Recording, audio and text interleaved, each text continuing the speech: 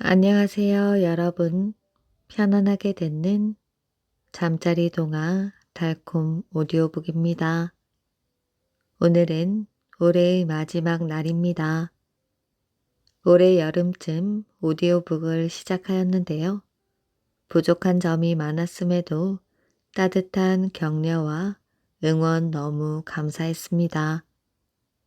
여러분 덕분에 재미있게 낭독할 수 있었습니다.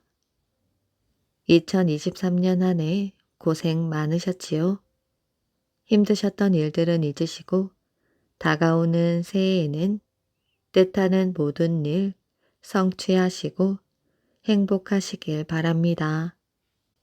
2023년 마지막 밤도 이야기를 들어주셔서 정말 감사합니다. 오늘도 편안한 밤 되시길 바랍니다. 물속의 개가 된 여인들. 거란의 성종이 대군을 이끌고 쳐들어오자 고려의 백성들은 고달픈 나날을 보내야만 했습니다. 젊은이들은 끌려가 싸움터의 이슬로 사라졌고 아들을 잃은 늙은 부모와 남편을 잃은 젊은 아내, 아비를 잃은 어린 아이들이 폐허가 된 거리를 헤매고 다녔지요. 이런 국난의 때에 서경유수 서달은 아침부터 밤까지 술과 여자에 빠져 지내고 있었지요. 낮이나 밤이나 대동강에 배를 띄우고 기생들을 옆에 끼고 노래하고 춤을 추며 지냈습니다. 그날도 유수는 서경에서 제일 예쁜 기생들을 모아 배에 태우고 술잔을 기울이고 있었습니다. 그 옆에서는 빼어난 미모의 한 처녀가 술을 따르고 있었지요. 처녀의 이름은 난이였습니다. 전쟁으로 생업을 잃은 한 장사꾼의 외동딸인데 권력을 쥔 유수가 강제로 부르기에 하는 수 없이 끌려 나온 것이지요. 하지만 처녀의 마음은 이 화려한 분위기와는 달리 슬픔으로 가득 차 있었습니다. 결혼을 약속한 남자가 싸움터로 끌려간 지 석 달이 지나도록 소식이 없었기 때문이지요. 만약 그에게 무슨 일이 일어났다면 나는 어떡하지? 그런 생각을 하니 난이는 눈앞이 캄캄해서 견딜 수가 없었어요. 유수를 에워싼 기생들은 갖은 아양을 다 부리며 상전의 환심을 사려고 안간힘을 썼으나 처녀는 수심에 잠긴 채 고개를 숙이고 말도 하지 않았습니다. 그럴수록 그 모습이 예뻐 보였는지 유수는 거듭 난이에게 술을 청하였어요. 바로 그때 저만치 물러나 앉은 기생들 사이에서 주고받는 말소리가 들렸습니다. 한 기생이 말하였어요.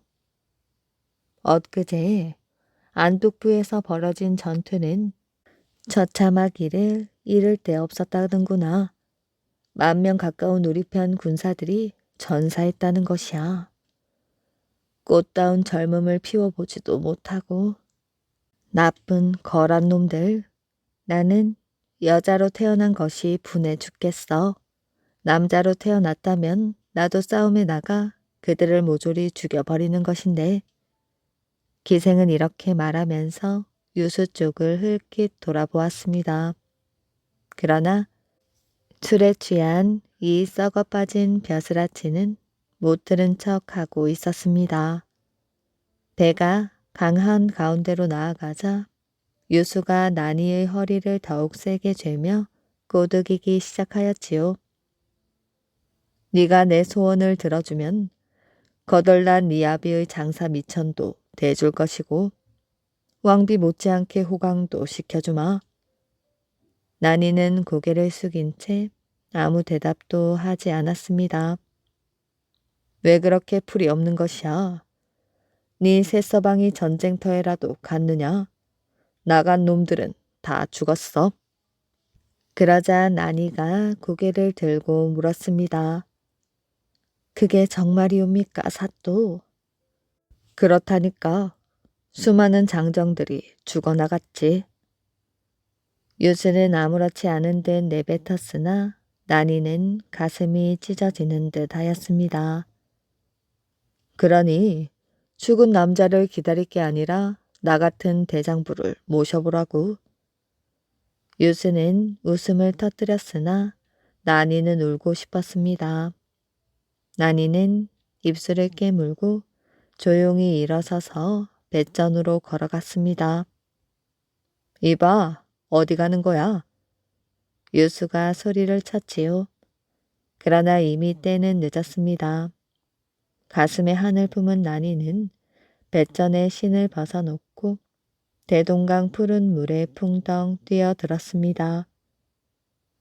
유수는 미친 듯이 칼을 뽑아들고 벌떡 일어서서 기생들을 향해 소리쳤습니다. 이것들아, 너희들도 뛰어들어 강 밑을 다 뒤져서라도 난이를 찾아오너라. 할 수 없이 강으로 뛰어든 기생들은 모두 물에 빠져 죽었습니다. 불쌍하게도 그들은 죽음 다음 개로 환생하여 지금도 대동강의 물밑을 기어다니며 난이를 찾고 있다고 합니다.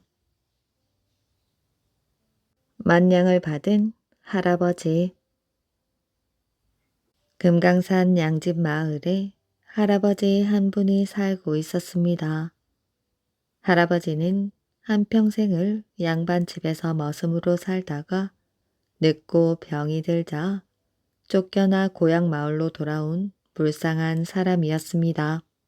할아버지의 재산이라고는 허리에 찬 곰방대와 담배 쌈지 하나가 전부였어요. 덧없이 흘러간 인생을 한탄하던 할아버지는 당장 먹을 것이 떨어져 풀 뿌리라도 캐려고 관음 폭포 위쪽에 있는 어느 골짜기로 들어갔습니다. 워낙 골이 깊고 숲이 무성한 비탈 길인데다가 이제는 늦고 기력마저 다해 오를수록 힘이 들고 숨이 차올랐습니다. 할아버지는 그늘이 있는 밤나무 밑에서 한동안 숨을 돌리며 앉아 있었습니다. 땀을 많이 흘린 탓에 할아버지는 목이 말라 견딜 수가 없었어요. 할아버지는 물을 마시려고 지친 몸을 가누며 개울 쪽으로 무거운 발걸음을 옮겼습니다. 그러다가 무언가 발끝에 걸리는 바람에 맥없이 앞으로 엎어질 뻔하였지요. 얼떨결에 발밑을 내려다보니 칼 자루만한 풀뿌리가 삐죽 땅 위로 드러나 있었습니다. 혹시 도라지가 아닌가 하여 두 손으로 흙을 파헤쳐 보았습니다. 파면 팔수록 점점 굵어지는 뿌리가 땅속 깊이 박혀 있었어요. 한참 씨름을 하며 겨우 그놈을 파내고 보니 과연 크기가 실한 무만했습니다. 할아버지는 물을 마시고 돌아와 그 풀뿌리를 다시 파기 시작하였지요. 한참 만에 풀뿌리를 다 파낸 할아버지는 풀뿌리가 하도 신기하여 두 손에 받쳐들고 이리저리 뒤적이며 들여다보았습니다. 그때 약초를 캐러 다니는 사람들이 숲속에서 나타났습니다. 그 사람들은 할아버지가 두 손에 받쳐들고 있는 풀뿌리를 보자 그만 입을 쩍 벌리고 말았습니다.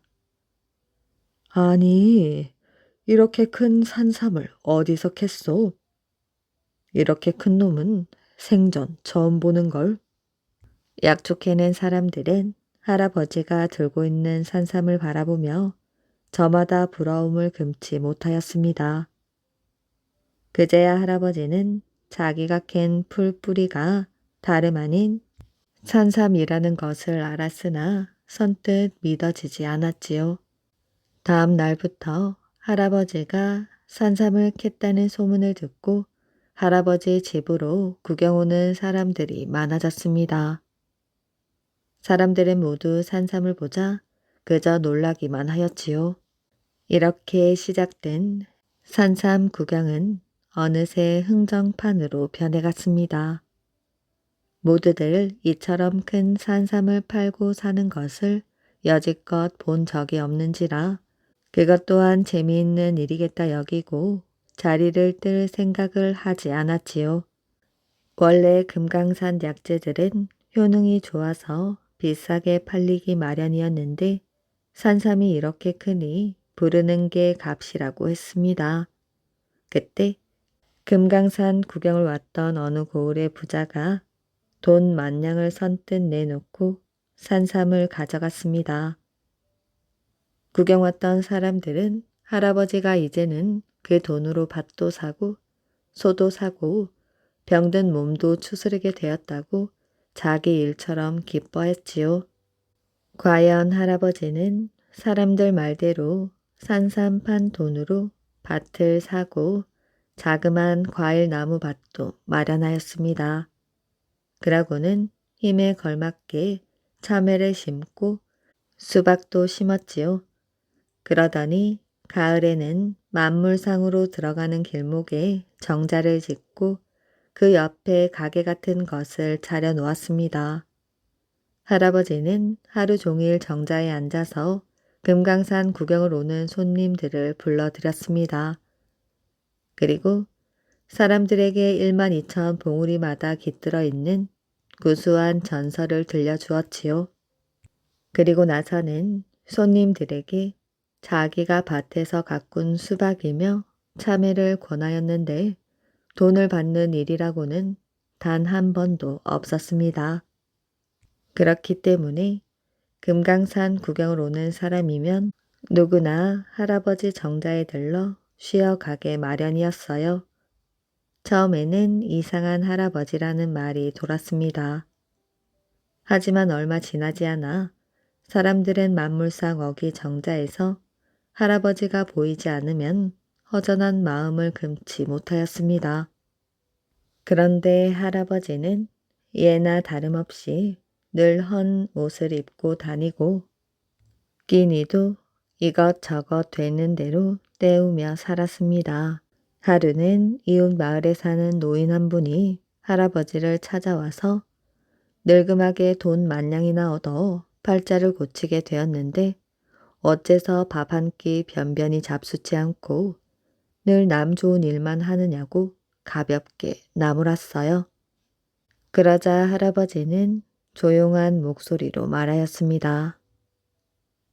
내 어려서부터 이렇게 머리가 휘어질 때까지 양반 집에서 머슴살이를 하면서 한평생을 보냈소. 사람들을 위해 한 일이라고는 하나도 없이 한 많은 귀신이 될 일을 생각하면 눈앞이 캄캄합디다. 하지만 산삼을 캔 덕에 이렇게 웃으며 사람들 사이에 끼이게 되었으니 어찌 그 값을 돈 만냥에 비기겠소. 그 뒤 사람들은 선량한 그 할아버지 이야기를 즐겨 했습니다. 그리하여 세월이 흐르는 동안 할아버지가 살던 골짜기의 이름은 어느덧 만냥골이라고 불리게 되었답니다.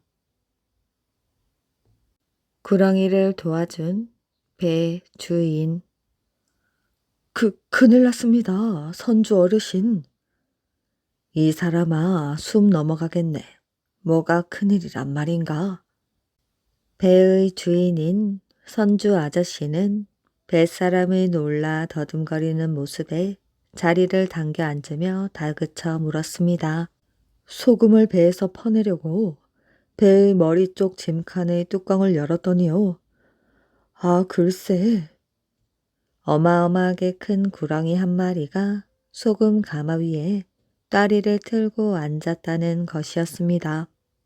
구렁이 때문에 놀라 기겁을 하고 뒤로 낮아빠진 뱃사람이 객주집에 묵고 있는 선주에게 뛰어와 자초지종을 이야기하는 것이었습니다.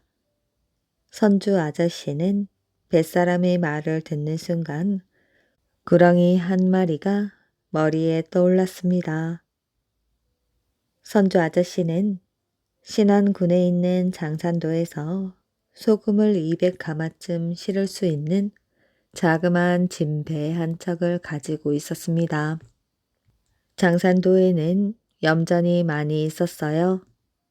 선주 아저씨는 여름이면 염전에서 나온 소금을 사서 배에 싣고 목포나 영산강을 따라 올라가 영산포에서 장사를 하여 이익을 남기고 그 돈으로 쌀을 사가지고 와서 섬에다 팔아 이익을 남기는 안팎 장사를 하는 사람입니다. 선주 아저씨가 가지고 있는 배라야 고작 소금 200가마 정도밖에 실을 수 없는 것이어서 소금을 배 안 가득 싣고 가서 팔아도 남는 이무는 별게 아니었지요. 매년 그래왔듯이 이번에도 소금을 싣고 영산포를 향해 가고 있었습니다. 배가 섬 사이를 빠져나와 탁 트인 바다를 중간쯤 지날 때 바람 한 점 불지 않는 한낮 노를 젓느라 선주 아저씨도 뱃사람도 온 몸이 땀 범벅이 되어 있었지요. 선주님, 저기 저것이 무엇입니까? 뱃사람이 젓던 노를 쉬면서 손가락으로 가리키는 곳에 바다 위로 작은 물결을 만들며 배를 향하여 다가오는 것이 보였습니다. 햇빛에 반사되는 물빛 때문에 그것이 무엇인지 얼른 알아볼 수가 없었어요. 그것이 배 가까이 왔을 무렵에 두 사람은 기겁을 하고 말았습니다. 몸 길이가 어른 팔로 두 길은 되고도 남을 만큼 큰 구렁이가 지친 표정으로 살려달라는 듯 선주와 뱃사람을 쳐다보는 것이었어요.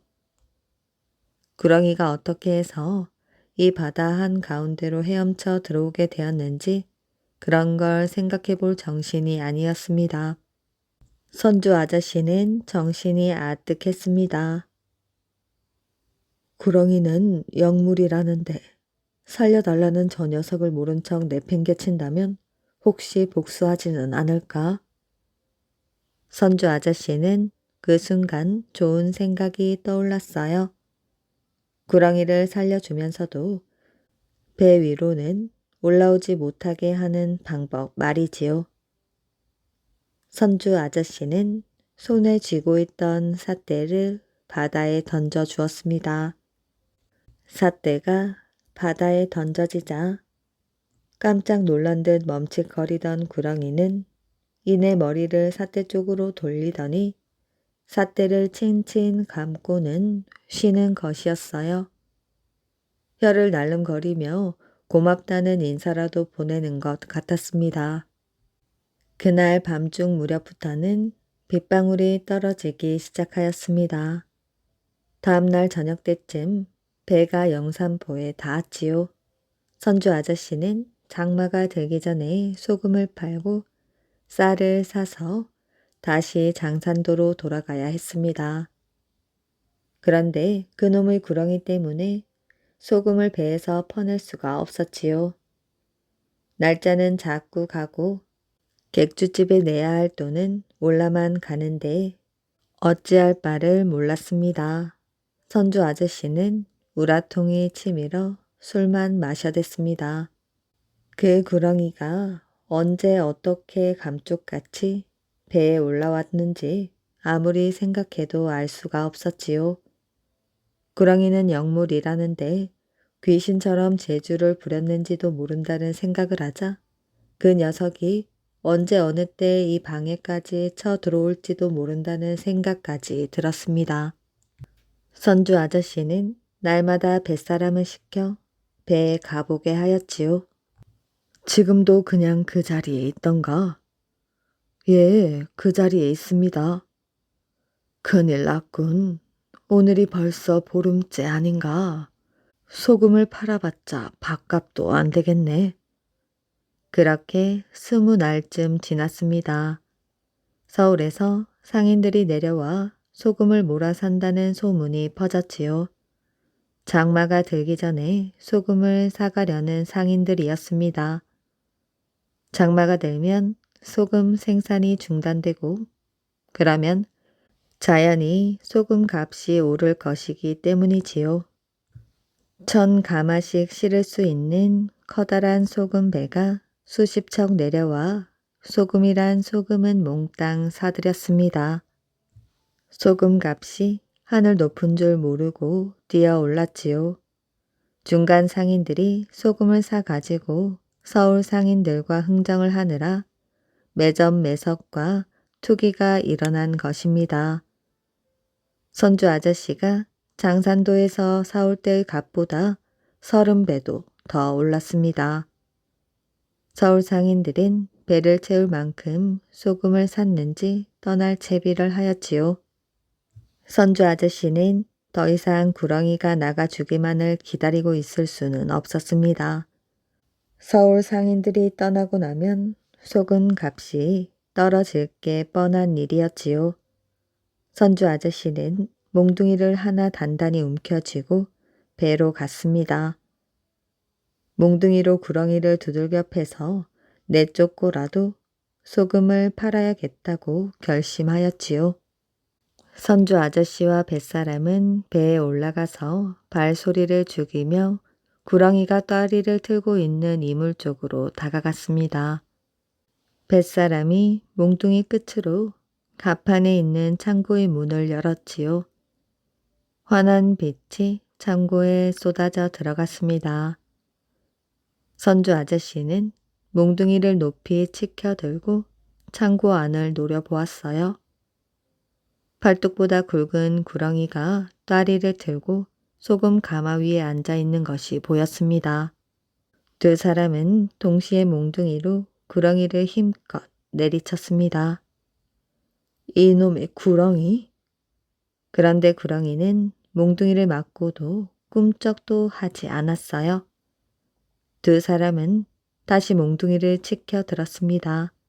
그런데 아니 이 사람아, 이건 구렁이가 아니지 않는가?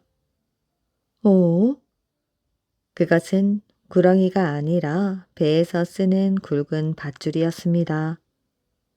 바다에서 보았던 구렁이의 놀란 가슴이 어두컴컴한 창고 구석 소금 가마 위에 놓여있는 밧줄을 구렁이로 잘못 보게 만든 것이었습니다. 선주 아저씨는 많은 돈을 벌었어요. 소금 값이 절정에 달해 있을 때였거든요. 아무튼 선주 아저씨는 그때 번 돈으로 2000가마씩 싣는 소금 배를 샀고 장사가 잘 되어 금방 부자가 되었습니다. 바다에서 구해준 구렁이가 은혜를 갚은 것이라는 소문도 자자하였지요. 조금 모자란 아내. 퇴계 이왕과 마주 앉아 차를 놔두던 선비는 무슨 말을 할 듯 말 듯하며 연신 입술을 달싹거리고만 있었습니다. 퇴계는 그 모습이 적잖이 신경이 쓰여 차 맛을 제대로 음미할 수가 없었지요. 두 사람은 한참을 멀뚱히 앉아 은은하게 비쳐 들어오는 햇빛만 바라보고 있었습니다. 그러다가 머뭇거리던 선비가 속에 있는 말을 털어놓았지요. 이제 선생도 새로 부인을 들이셔야 하지 않겠습니까? 겨울이 지난 지가 언제인데 아직까지 겨울옷을 입고 계신단 말입니까? 챙겨드릴 사람이 없어 그런 것이 아니겠습니까? 글쎄요, 나 같은 사람에게 누가 오려고 하겠습니까? 퇴계는 30 중반에 아내와 사별한 뒤 몇 해가 흐른 지금까지도 아직 혼자의 몸이었지요. 때문에 근래에 그를 찾아오는 손님들은 하나같이 퇴계에게 새 장가 들기를 권유했습니다. 몇십 명의 제자를 거느리고 있어 접객이 빈번한 터라 손님을 접대할 때나 제사를 치를 때에면 퇴계 역시 안주인의 손길이 필요하다는 것을 절감하고 있던 차였지요. 그러나 자신이 직접 아내감을 구하기도 민망하여 속으로 걱정만 하고 있던 터에 제자가 다니러 왔다가 불쑥 말을 꺼내었습니다. 사모님이 돌아가신 지도 몇 해가 지났으니 이제 스승님도 새로 사모님을 들이셔야 될 텐데 걱정입니다. 글쎄, 자네가 참한 규수를 중매하면 내 새 장가를 들지. 되게는 웃으며 농담처럼 말하였어요. 정말이십니까, 스승님? 진정 제가 중매를 하오리까? 제자는 뜻밖의 대답에 조금 놀라며 되물었지요. 그렇다니까. 말로만 그러지 말고 어디 참한 규수가 있으면 중매를 서게나. 그렇다면 아랫마을에 사는 최진사 어른을 아시옵니까? 알다마다. 그분에게 나이가 들었긴 하나 시집 안 간 딸이 하나 있다고 합니다. 그래? 올해 몇이라고 하더냐? 28이라 합니다. 그런데 어째서 아직까지 시집을 못 갔다 하더냐? 흠이 조금 있다고 합니다. 흠이 있다고? 좀 모자라고 주책스런 면이 있다고 합니다. 그래? 하지만 좀 모자라는 게 잘났다고 건방 떠는 것보다야 훨씬 낫지 않겠는가? 퇴계는 웃으며 말하였어요. 그렇게 생각하신다면 제가 당장 중신을 서겠습니다.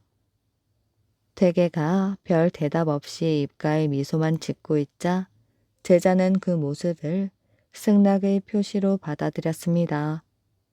그리고 그 길로 최진사를 찾아가 의중을 물어보았지요. 최진사는 그렇지 않아도 딸 자식이 나이가 차도록 시집을 못 가는 것이 못내 걱정스럽던 터에 퇴계 같은 고명한 학자가 자신의 딸을 거두어 준다고 하자 두말 없이 흔쾌히 승낙하였지요. 그렇게 해서 퇴계는 제자의 중신으로 최진사의 딸을 부인으로 맞아들였습니다. 서툰 솜씨나마 부지런히 집안을 꾸려가던 최씨 부인은 어느 날 남편 퇴계의 두루마기를 손수 지어 내놓았습니다. 아니, 이것을 부인이 직접 지었단 말이오? 그렇습니다, 서방님. 퇴계는 혼례를 올리기 전부터 아내가 조금 모자란다는 것을 익히 알고 있었기에 별다른 기대를 하지 않은 데다 새 장가를 들고 처음이자 참으로 오랜만에 새 옷을 받고 보니 여간 기쁘지 않았습니다. 수고하였소. 정말 고맙구려. 퇴계는 부인이 기특한 마음까지 들었지요. 어서 입어보십시오. 최씨 부인은 부끄러운 듯 얼굴을 붉히며 고개를 한쪽으로 돌렸습니다. 퇴계는 흐뭇한 미소를 띄우며 개진 두루마기를 펼쳐 들었지요. 그 순간 퇴계는 한동안 입을 다물지 못하였습니다. 최씨 부인이 지은 두루마기의 소매가 한쪽은 길고 한쪽은 짧을 뿐 아니라 앞 깃도 짧고 또 엉뚱한 자리에 붙어 있어 도저히 입을 수가 없었지요. 게다가 풀을 먹인다고 먹인 것이 여기저기 밥풀이 그대로 붙어 있었습니다. 퇴계는 어이가 없어 껄껄껄 웃음을 터뜨렸지요. 그리도 좋으십니까, 서방님? 최씨 부인은 퇴계의 속은 알지 못하고 그렇게 말하며 따라 웃었습니다. 퇴계는 아무 말 않고 그 두루마기를 입으며 또 한 번 껄껄 웃음을 터뜨렸지요. 꽤 많은 처녀. 어느 시골 마을에 예쁘기로 소문난 처녀가 살고 있었습니다. 그 처녀가 갑자기 부모를 잃고 혼자 살게 되었지요. 인물 좋고 솜씨 좋은 처녀였으니 여러 곳에서 청혼이 들어왔으나 그 처녀는 부모의 3년상이 끝날 때까지는 시집갈 생각이 전혀 없다고 거절하였습니다. 아름다운 처녀가 혼자 살고 있다는 소문을 듣고 마음씨 고약한 사내 하나가 자기가 한번 그녀를 꿰어보겠다고 마음먹었습니다.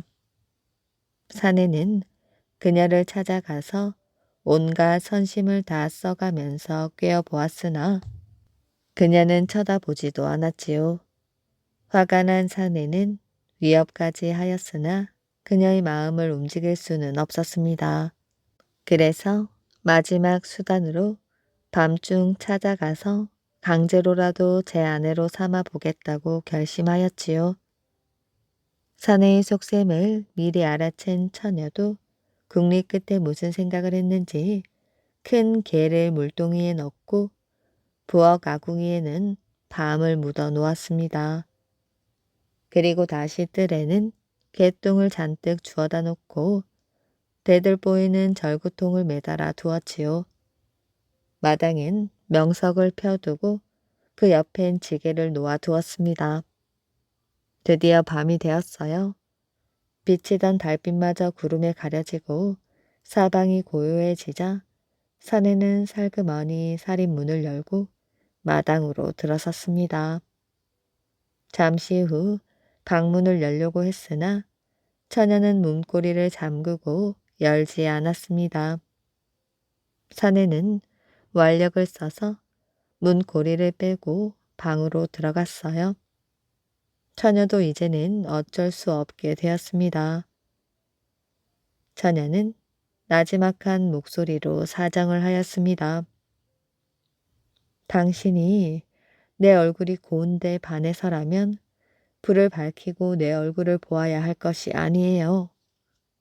사내는 과연 그렇다고 생각하면서 부엌으로 불씨를 가지러 갔습니다. 사내는 불을 밝히기 위하여 아궁이로 가서 불씨를 뒤적이며 입으로는 바람을 불어 넣었지요. 그 순간 재 속에 묻어두었던 바말이 이거 탁 하고 튀는 바람에 사내는 눈을 한 대 얻어맞고 말았습니다. 그리고 온통 잿 가루로 뒤범벅이 되어 있었지요. 사내는 갑작스런 일에 놀랐을 뿐 아니라 앞도 보이지 않고 얼굴이 화끈거려 견딜 수가 없었습니다. 사내는 어둠 속에서 물동이를 찾았어요. 찬물로 씻으면 뜨거운 기운이 없어질 것 같아서 손으로 부뚜막을 더듬자 물동이가 손에 닿았지요. 그래서 물을 뜨려고 손을 넣는 순간 개가 손가락을 꽉 물었습니다. 아이쿠! 사내는 견딜 수 없는 아픔에 펄쩍 뛰다 엉덩방아를 찧었지요. 사내는 속았다는 생각을 하니 화가 치밀어 올랐어요. 그래서 방에 들어가서 그녀를 죽여버려야겠다고 생각했습니다. 사내는 부엌에서 나왔어요.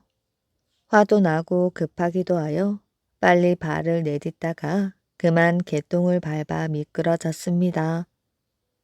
엉덩방아를 찧어 아프기도 하거니와 냄새도 고약하여 더욱 화가 치솟았지요.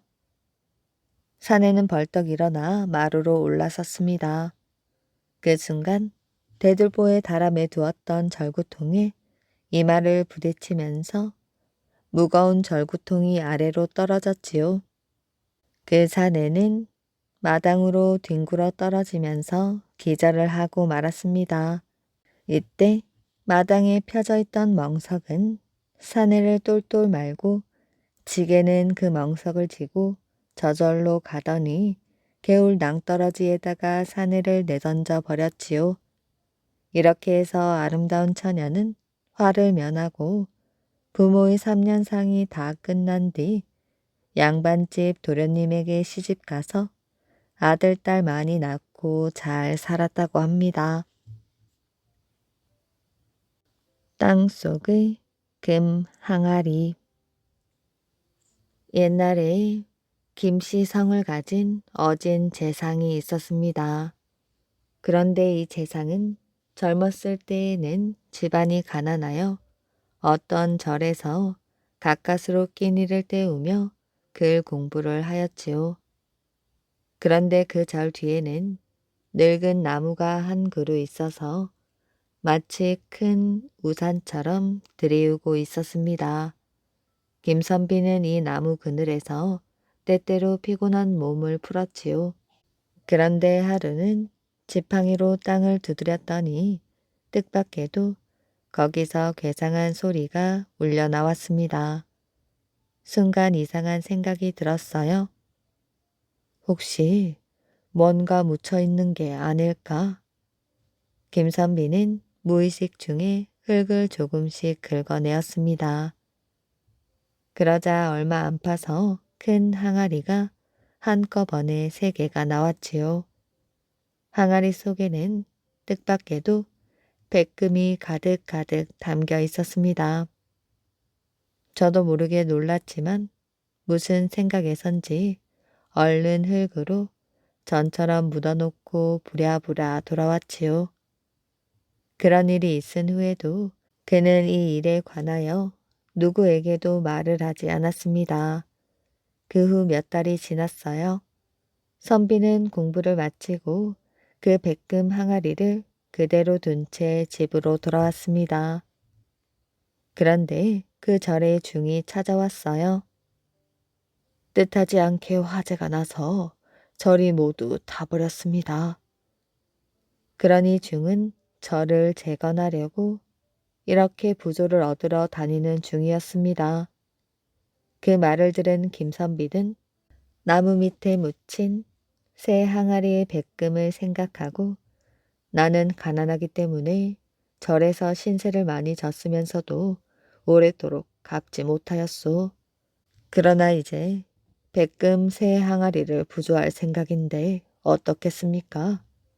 하고 말하였어요. 중은 벌린 입을 다물지 못하였습니다. 말할 것도 없이 너무도 엄청난 말이었기 때문이지요. 김선비는 말을 계속 이었어요. 절 뒤 나무 밑에서 일찍이 백금 새 항아리를 발견하여 그대로 묻어둔 일이 있소. 어서 그것을 가지고 절을 다시 짓도록 하오.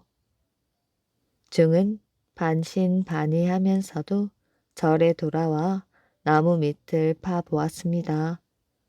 파본 결과 과연 백금 새 항아리가 나왔지요. 과연 그분은 천인이로구나. 크게 감동한 중은 그 길로 다시 김선비를 찾아갔습니다. 이 금은 저를 짓고도 남습니다. 바라건대 반을 가져다 바치겠으니 받아주십시오. 그러나 김선비는 웃으며 머리를 가로저었어요. 내가 돈에 욕심이 있었으면 이미 모두 가졌을 것이지. 그대들에게 쓰도록 하였겠소. 어서 모두 가져다가 한 푼도 헛되게 쓰지 말고 전보다 훌륭한 절을 지으시오. 다만 절을 짓는 데 소비한 금액은 하나도 빼놓지 않고 낱낱이 적어서 그날그날 나에게 알리도록 하시오. 예, 알겠습니다. 이날부터 불타버린 절의 재건 공사가 시작되었습니다. 절을 지을 때 중들은 소용되는 돈 금액을 하나하나 적어 바쳤지요. 따라서 돈은 꼭 쓸 때에만 쓰고 또 재료는 좋고 값싼 것을 골라 사들였습니다. 이리하여 100여 칸의 새로운 절이 훌륭하게 세워졌지요. 돈은 생각보다 훨씬 덜 들어 아직도 한 항아리 이상 남아 돌았습니다. 이 남은 돈으로는 다시 좋은 전답을 사들여 불량답으로 삼았지요. 이리하여 산속의 작은 절이었던 그 절은 다른 유서 깊은 큰 절에 못지않게 웅장하고 부유하게 변하였습니다. 김선비는 이듬해 봄 오래도록 낙방만 해오던 서울의 큰 과거에 보기 좋게 장원으로 급제하였지요. 사람들은 김선비가 절을 재건해 준 덕분에 부처님의 은공을 입었다고 칭송을 맞이 않았습니다. 김선비는 벼슬에 올라간 다음에는 근실하고 청렴한 관원으로 이름을 떨쳤지요. 그리고 벼슬이 자꾸만 높아졌습니다. 김선비는 처음 벼슬을 할 때부터 받은 나라의 복록은 그 금액이 많고 적고 간에 모두 일일이 책에 적어 두었어요. 또 웬만큼 금액이 높아진 후에는 옛날에 절을 지을 때 적어두었던 금액과 비교해 보곤 하였지요. 이렇게 10여 년이 지났습니다. 나라에서는 김선비에게 높은 정승의 자리를 주게 되었어요. 그런데 재상에 오른 지 얼마 안 되어 김선비는 갑자기 집안 식구들을 한 자리에 모아놓더니 이런 말을 하였습니다. 내가 벼슬을 해온 지도 벌써 오래되었어. 그동안 위로 임금의 보살핌과 아래로 백성의 순종함을 힘입어 큰 실수 없이 오늘에 이르렀던 것이지. 이제는 위로 임금 한 분만 모시는 정승 자리마저 하게 되었다. 그러나 나는 원래 뜻하던 바가 이로써 이루어졌기에 오늘로써 벼슬에서 물러날 생각이다. 뜻밖의 말이라 가족들은 모두 깜짝 놀랐지요. 그러나 다음과 같은 이야기를 듣고 오히려 커다란 감동을 받았습니다. 이제까지 말은 안 했지만 나는 아무의 아무 달, 아무 날 절 뒤에서 수십만 금을 얻었다. 그러나 사람이 까닭 없이 분에 넘는 재물을 얻는 것은 아무리 하늘이 내리는 복일지라도 자칫 큰 재앙의 근원이 되기 쉬운 법이지. 그래서 마침 절의 재건에 쓰게 하고 그 후 나라의 녹을 받을 때마다 그 금액을 낱낱이 적어 두었는데 이제 꼭 그때 얻은 항아리의 금과 같은 만큼 되었지. 그래서 하늘의 복과 나의 노력이 일치되었다고 여긴 것이다. 다시 말하여 이제는 내가 원래 지녀야 할 복이 다 찬 셈이니 그 이상 무엇을 더 바라겠느냐. 재상은 그 한적한 시골에 들어앉아 여생을 편안하게 보냈다고 합니다. 덕혜옹주 이야기. 옛날 우리나라가 일제의 나라를 빼앗긴 지 2년 정도 되던 해 덕수궁 명선당에서 아기의 울음소리가 울려 퍼졌습니다. 덕수궁 명선당은 고종 황제 후궁인 귀인 양씨가 지내는 곳이었어요. 이곳에서 귀인 양씨가 귀여운 딸을 낳았지요. 이 아기가 바로 조선의 마지막 왕녀인 덕혜옹주입니다. 고종은 딸이 태어났다는 소식을 듣자마자 명선당으로 달려갔지요. 그리고 양씨에게 복령이라는 당호를 내렸습니다. 이때부터 명성당은 복령당이라 불렸지요. 어디 보자. 이 아기가 정녕 내 딸이란 말이냐? 고종은 갓 태어난 아기를 보고 기뻐 어쩔 줄 몰랐습니다. 덕혜옹주는 고종이 환갑에 얻은 고명 딸이었습니다. 그러니 손녀 같은 딸이 오죽 예뻤겠어요. 고종은 덕혜옹주를 보려고 하루에 꼭 2번씩 복령당에 들렸습니다. 아침 10시에 일어나 식사를 하면 오후에 가서 아기를 보며 두어 시간을 보내었지요. 그리고 자신의 거처로 와서 저녁을 먹은 뒤 또 아기를 보며 밤 시간을 보냈습니다. 그뿐만이 아니었어요. 아기가 태어난 지 2달이 되자 고종은 덕혜옹주를 유모를 딸려 자신의 거처인 함령전으로 데려왔습니다. 그래서 유모에게 방을 내주어 틈만 나면 아기를 보러 방을 찾아갔지요.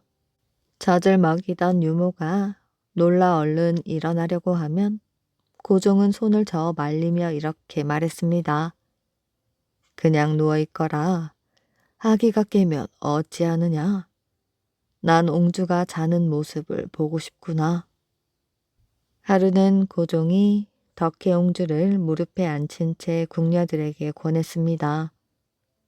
아기 손이 얼마나 토실토실한지 아느냐? 너희들도 한번 만져보려무나. 궁녀들은 고개를 숙이며 말하였어요. 아닙니다. 저희들이 어찌 아기 씨의 손을 만져볼 수 있겠습니까? 괜찮다. 이리 와서 만져보라니까. 덕혜옹주는 고종의 사랑을 받으며 무럭무럭 자랐습니다. 덕혜옹주가 5살이 되자 고종은 옹주를 위해 덕수궁 즉도당에 황실 유치원을 만들었지요. 그곳에 일본인 보모와 조선 여성 한 사람을 두어 명문 귀족 딸들을 모아놓고 가르치게 했습니다. 고종은 유치원이 엎어지면 코 닿을 때 있는데도 딸을 4사람이 매는 가마에 태워 유모를 딸려 유치원에 보내었어요. 그런데 고종은 덕혜옹주가 6살이 되도록 왕가에 입적시키지 못하였습니다. 일제 간섭이 심했기 때문이지요. 하루는 고종이 꾀를 내어 황실 유치원에 데라우치 조선 총독을 데려갔습니다. 그리고는 데라우치가 지켜보는 가운데 어린 유치원생들과 어울려 노래하고 춤을 추었어요. 그러자 데라우치도 흥이 나서 자리에 일어나 함께 어울려 놀았습니다. 잠시 뒤 고종은 귀여운 여자아이 하나를 데라우치 앞에 데려왔어요. 인사드리거라. 일본의 높으신 분이야. 이윽고 고종이 말했습니다. 제 딸아이입니다. 고종은 덕혜옹주를 인사만 시킬 뿐 딸을 왕가에 입적시켜 달라는 말은 한마디도 하지 않았습니다. 그러나 데라우치는 고종이 무엇을 원하는지 확실히 알았지요. 총독 관사로 돌아간 데라우치는 고종의 예상대로 서둘러 덕혜옹주의 왕가 입적 문제를 해결해 주었습니다. 1917년 어느 날 고종은 싱글벙글 웃고 있었어요. 방금 황실 유치원에 다녀왔기 때문입니다.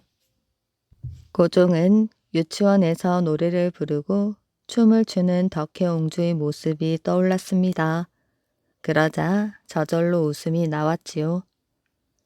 옹주는 언제나 내 곁에 둬야겠어. 이 귀여운 딸아이만은 빼앗기지 말아야지. 고종은 이런 생각을 하며 눈을 지그시 감았습니다.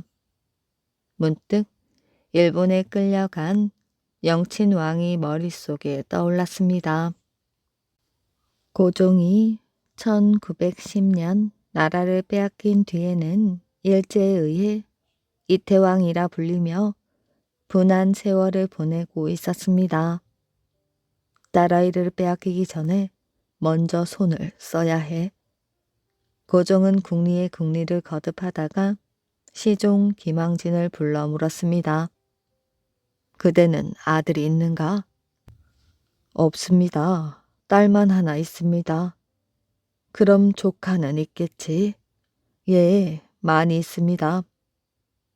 그러면 7, 8살쯤 된 조카 하나를 장래 부막감으로 내놓아라. 예?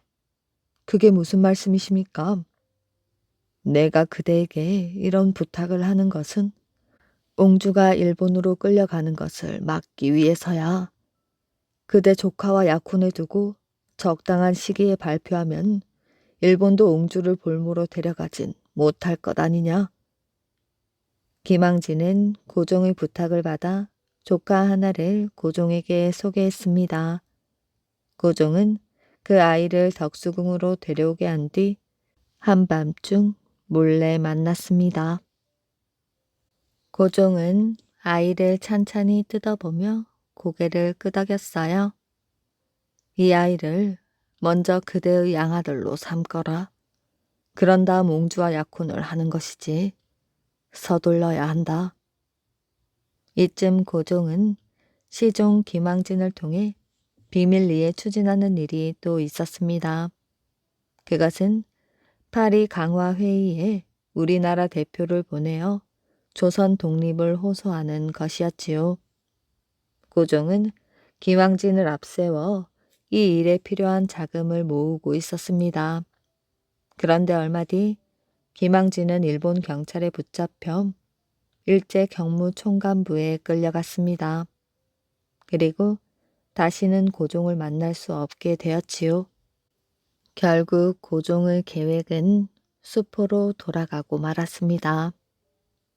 덕혜옹주가 8살 때인 1919년 1월 고종이 갑자기 세상을 떠났습니다. 아버지 죽음은 어린 덕혜옹주에겐 큰 슬픔이었지요. 덕혜옹주는 충무로에 있는 흰호대 소학교를 다니기 시작하였습니다. 흰호대 학교는 서울에 사는 일본인 자녀들이 다니는 학교였지요. 덕혜옹주는 마차를 타고 등하교를 했으며 일본식 교육을 받았습니다. 덕혜옹주는 학교 생활에 충실하였지요. 단 하루도 결석하지 않았고 성적도 좋은 편이었습니다. 덕혜옹주는 소학교 5학년 때인 1925년 3월 일본으로 떠나게 되었습니다. 왕족은 일본에서 공부를 시켜야 한다며 일제가 일본 유학을 결정했기 때문이지요. 그러나 그것은 고종이 염려했듯이 오빠 영친왕처럼 일본의 인질로 잡혀가는 것이었습니다. 덕혜옹주는 일본 동경에 도착하였지요. 동경에서는 영친왕이 일본 왕족과 결혼하여 살고 있었습니다. 덕혜옹주는 일본의 황족 학교인 동경여자학습원에 다녔습니다. 아버지 고종이 독약을 탄 커피를 마시고 돌아가셨다고 생각해 언제나 보온병을 들고 다녔지요. 덕혜옹주는 학교 생활에 적응하지 못했고 날이 갈수록 말수를 잃어갔습니다. 1929년 5월 덕혜옹주는 하늘이 무너지는 듯한 소식을 들었지요. 어머니가 친정인 청주에서 살다가 돌아가셨다는 것입니다. 덕혜옹주는 그 소식을 들은 날 온종일 방에서 나오지 않았지요. 그리고 그날 밤 배를 타고 조선으로 갔습니다. 덕혜옹주는 어머니 장례를 마치고 돌아와서도 충격에서 헤어나오지 못하였어요. 아무것도 먹지 않고 침대에 누워 지냈으며 한밤중에 정원으로 나가 몽유병 환자처럼 돌아다니기도 하였습니다. 언젠가 정원에도 없어 온 식구들이 찾아 나섰는데 덕혜옹주는 집 밖으로 나가 하염없이 걷고 있었지요.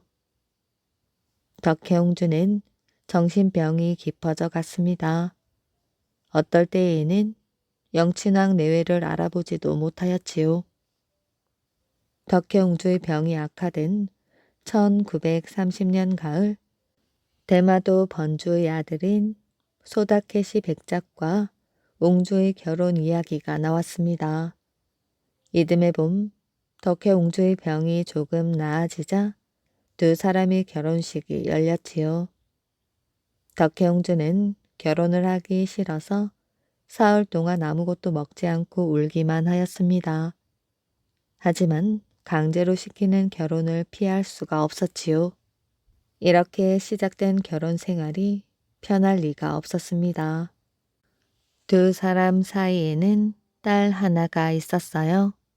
그런데 이 딸도 어른이 되어서는 아주 불행하였습니다. 결혼 생활에 실패하더니 현해탄에 몸을 던져 스스로 목숨을 끊었지요.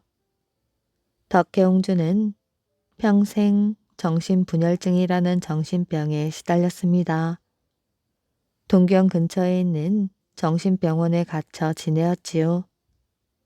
그러다가 1962년 조국으로 돌아왔는데 일본으로 끌려간 지 꼭 37년 만이었습니다. 덕혜옹주는 낙선제라는 곳에서 숨어 살다가 1989년 4월 21일 세상을 떠났지요. 이야기 재미있게 잘 들으셨나요? 오늘의 이야기는 여기까지입니다. 끝까지 이야기를 들어주셔서 정말 감사합니다. 오늘도 편안한 밤 되시길 바랍니다.